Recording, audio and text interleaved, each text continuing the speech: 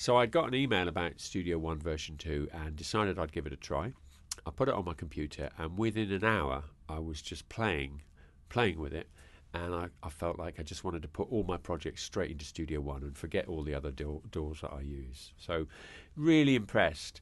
Dug into it a bit more and really found that it was just doing everything I needed to do in my studio. I was in the middle of recording the album for my band Dr. Scardo, and we'd got to the point where almost all the tracks were recorded. We were ready to mix. I'd recorded the entire project in Logic. I pulled everything out of Logic and into Studio One and continued from there. There were quite a few overdubs that we needed to do in Studio One. We added a couple more songs that were recorded natively straight into Studio One, and it was seamless. It was just, once I'd brought everything into Studio One, it was just so intuitive to carry on working on the album in that software. And now we're at the point where we're mixing. Everything's laid down now. All the overdubs are done, and I'm mixing in Studio One, and I've already mixed and mastered the next single, End of the World.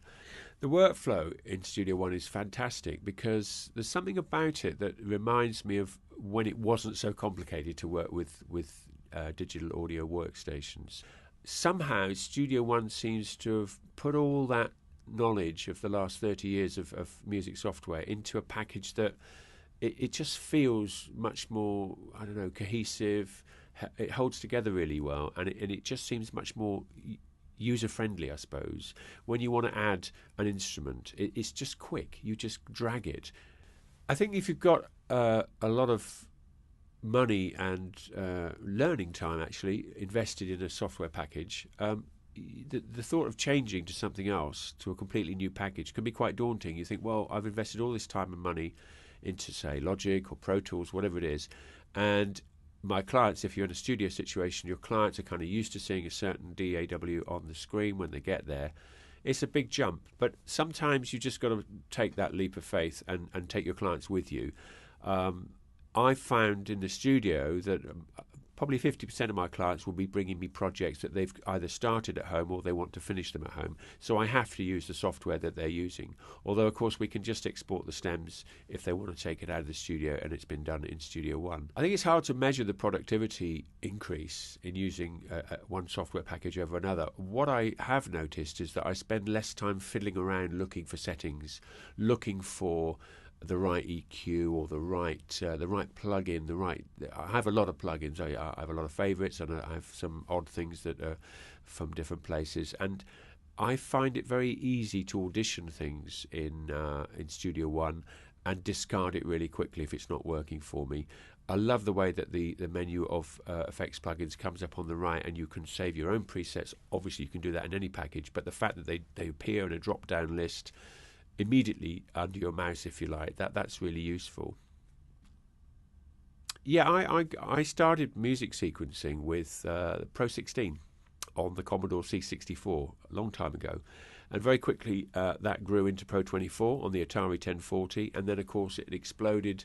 We got Cubase and all the other programs that followed.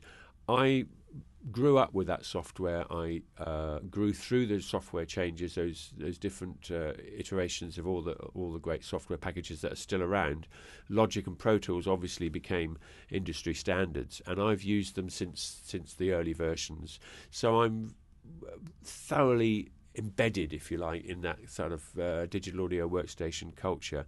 So it's always a bit of a risk to say, well, actually, I'm going to turn my back on that now and take on something new that seems to do the job for me better.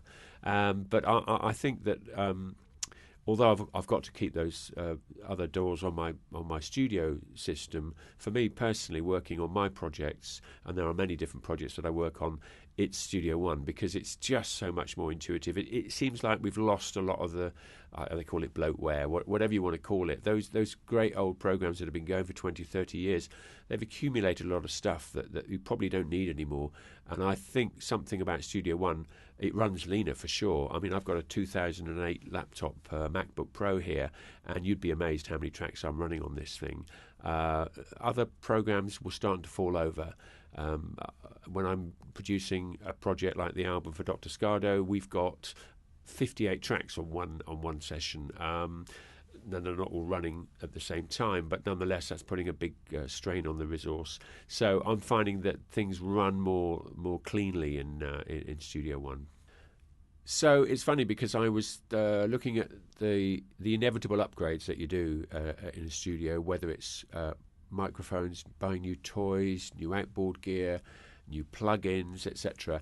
And I was beginning to think that it was time to change the trusty old MacBook, which I think it's a late 2008, early 2009. So it's a pretty old laptop. But it was, when I put Studio One on there, I was amazed that I was getting so much more out of it. So where sessions in Logic were actually coming to a standstill because the number of plugins and tracks that I was using, when I stripped out the audio files, put them into Studio One, and then rebuilt the tracks with plugins again, I was finding a much more efficient workflow. And I suspect that there's something about the code, the fact that Studio One's been written from the ground up, from what I hear, that it's running in a much more